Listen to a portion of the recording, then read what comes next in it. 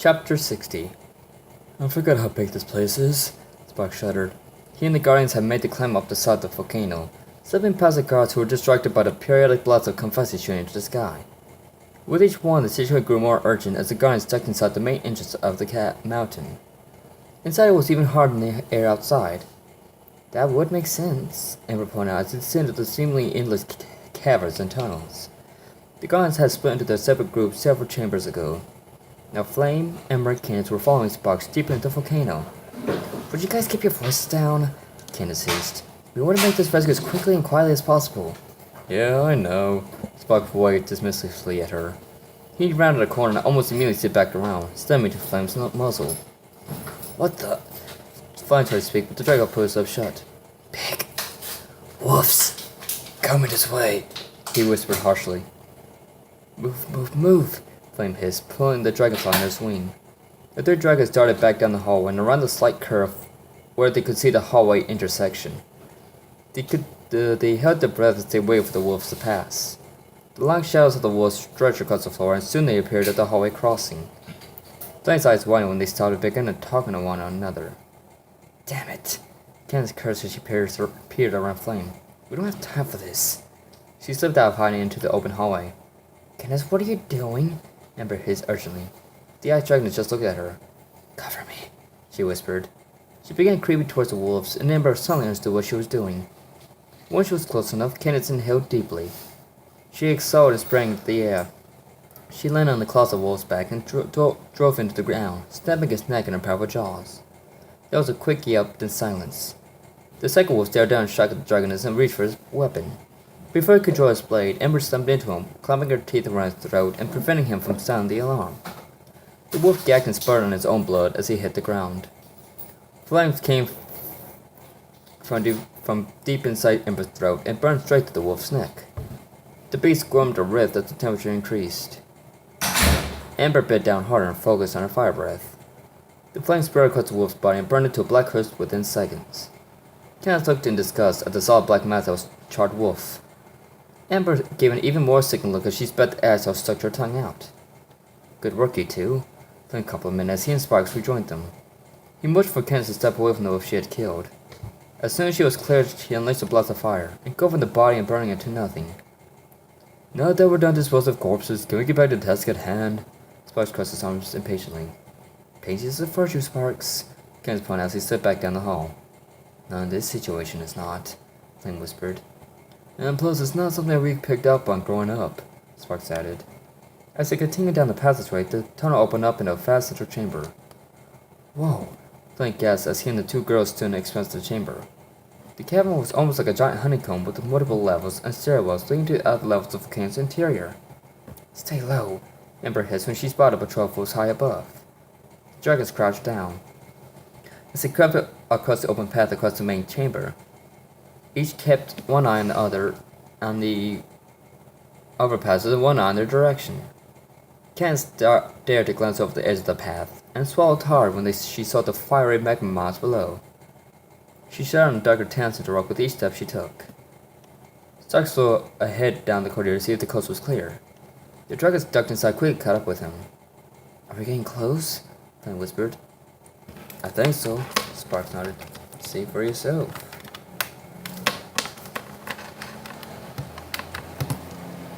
The dragons poked their heads around the corner. Standing at the far end of the hall was a pack of 6 muscle-bound canines. Each had a long spear and a poorly formed metal shield.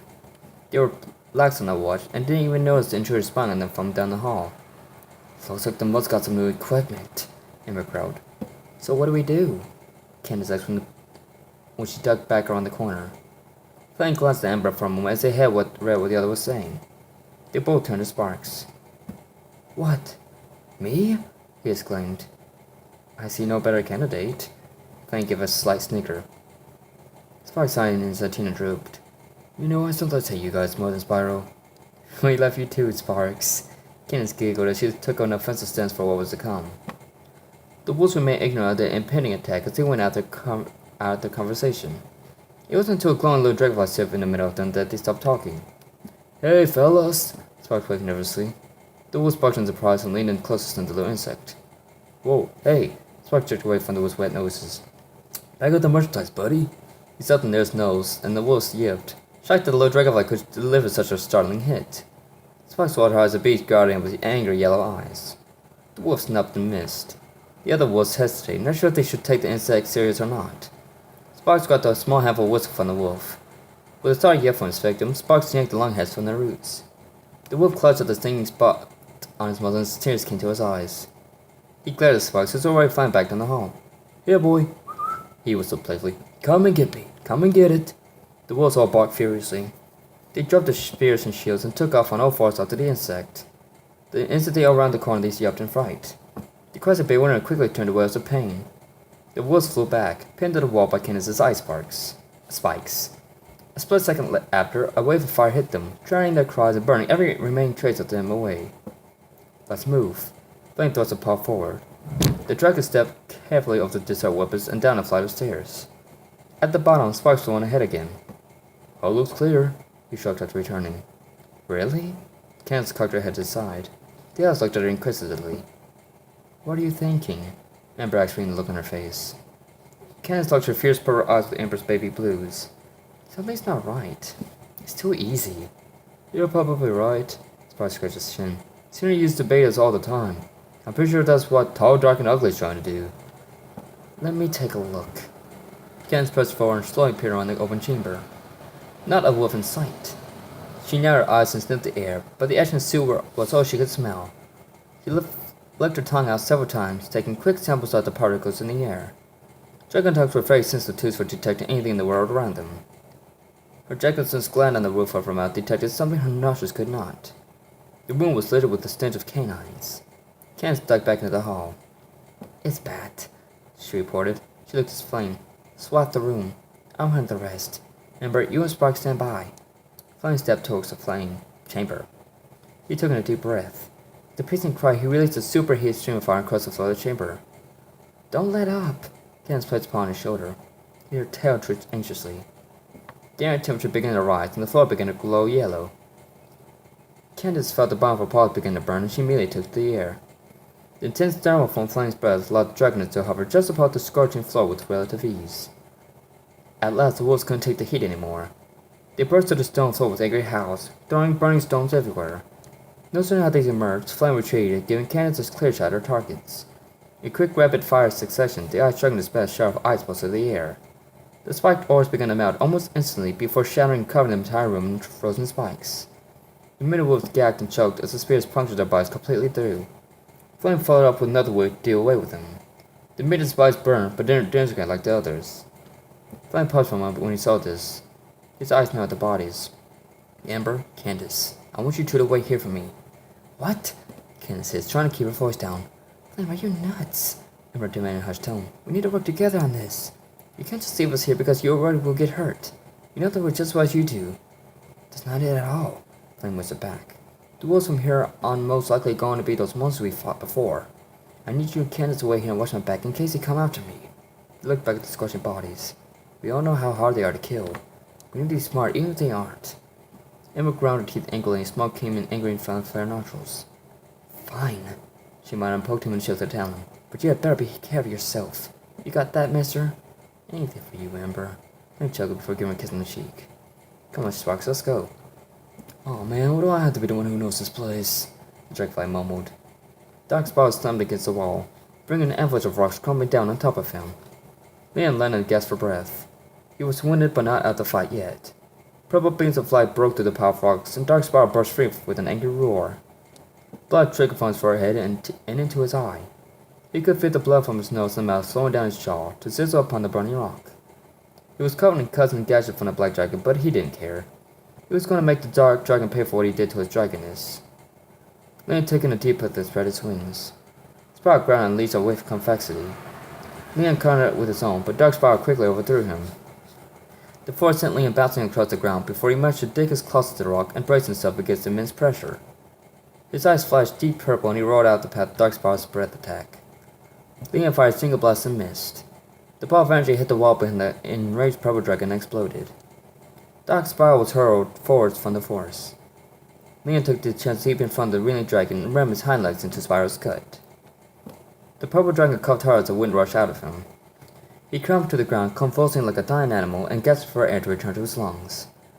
The ash was horrible and left him with a bitter taste in his mouth, along with his blood. Leon walked over and pressed his claws down Spyro's neck to hold him in place. I never knew how powerful your dark side was, Melford pointed out loud as his dark energy began to spread from Leon's body. It's a small wonder you defeat Gao using it. And to think you were nothing more than a whelp when you did it. He laughed and Spyro's wide eyes flashed. His constant slashing marks began to release clouds of convexity. Leon felt his paw burn and yelped in pain as he stepped off Spyro's neck. Spyro swiveled his hips around and kicked the black dragon in the chest, sending him into the air. Leon spread his wings to cover in time to see Spyro rushing up after him. The black dragon fired a ball of dark lightning that struck Spyro head on and glanced at his blackened scales. What the? Spyro slashed him across the face with his claws and slammed his tail into the back of his head. Leon slowed his plumb to the ground, but Spyro landed on him, driving a deep crater into the ground. He retreated back out of the crater and watched as Leon rose to his feet. That was a pretty good hit, he groaned as he wiped his cheek. You should have finished me off there, Spyro. You know what your problem is? He stepped away from the center of the hole. The liquid was beginning to seep out from the lava vein underneath and fill the crater. Leon licked his blood from his claws. You're not strong enough to kill anyone. You could even kill the Dark Master. And now look where he's gotten you. Spyro roared and fired a beam of convexity. Leon dodged as he leaped into the air, a trail of magma trailing after him as he beat his wings up towards the darkened sky. Dark Spyro chased him with another beam of convexity. Leon looped around it and dove for the dragon. He fired a ball of dark magic, catching young Draco by surprise. The strike hit Dark Spyro head on. The explosion absorbed all the dark energy from the Purple Dragon and sent it flying into the air before landing on the ground. Leon laughed as he felt Dark Spyro's evil energy merge with his own. Wow, that's a lot of power you're wielding there, Spyro. It's amazing. It's so fresh.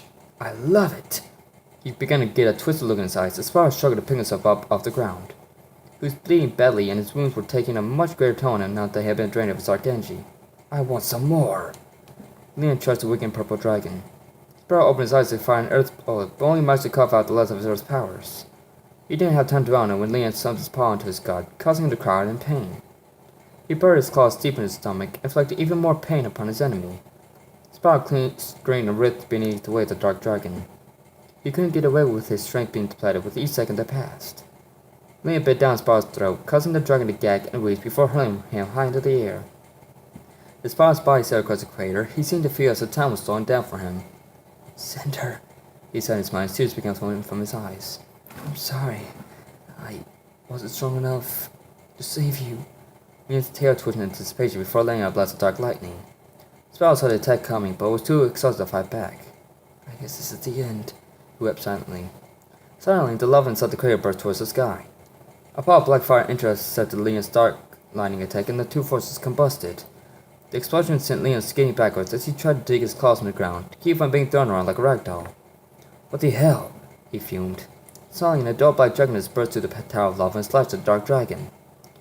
Leon dodged for a long time just in the nick of time. Spyro wailed helplessly as he was sent spinning into the air. I've got you, Spyro. He felt something grab him from behind and steady him. The pearl dragon looked over his shoulder at the smiling green eyes of the young Earth Guardian. Tremor? How did you... Save it for later, buddy. He smiled. We're here to get you out of here. It was then that Spyro looked down at it and his heart nearly stopped. A large black dragon was hovering in the air between them, keeping her furious red eyes on Leon. Down below, Leon was trembling in fear. Cinder? He squeaked like a frightened hatchling. But it can't be. His thoughts flashed back to the ambush attack. He had plunged his tail blade extremely deep into her chest. So how was she still alive? He noticed the mangled scars on her chest where his tail had punctured her. The wound had fully healed, but it was enough. Malphite's consciousness began to take over the black dragon's mind again. So you're back, he growled, his tail left in the air. Cinder? Spyro wheezed. Is that you? The purple dragon could hardly believe his eyes. Tremor released him as he glided over to Silver-sized black dragonness. Am I dreaming? Cinder smiled. No, you're not dreaming, Spyro. It's me. You're going to be alright. Her eyes fell upon Tremor, who nodded. The Earth Guardian landed on the ground and spread his wings wide. Leon growled and focused on the young dragon. Tremor staggered slowly and shook his head. His hand felt dizzy and weak in the knees. Leon noticed but kept the same killing glare on him. Tremor leered back at Leon. Payback time, you bastard! He slammed his feet into the burning earth. With a loud roar, a wave of spikes burst off on the ground all around them. Leon jumped to the air long before his spikes reached him.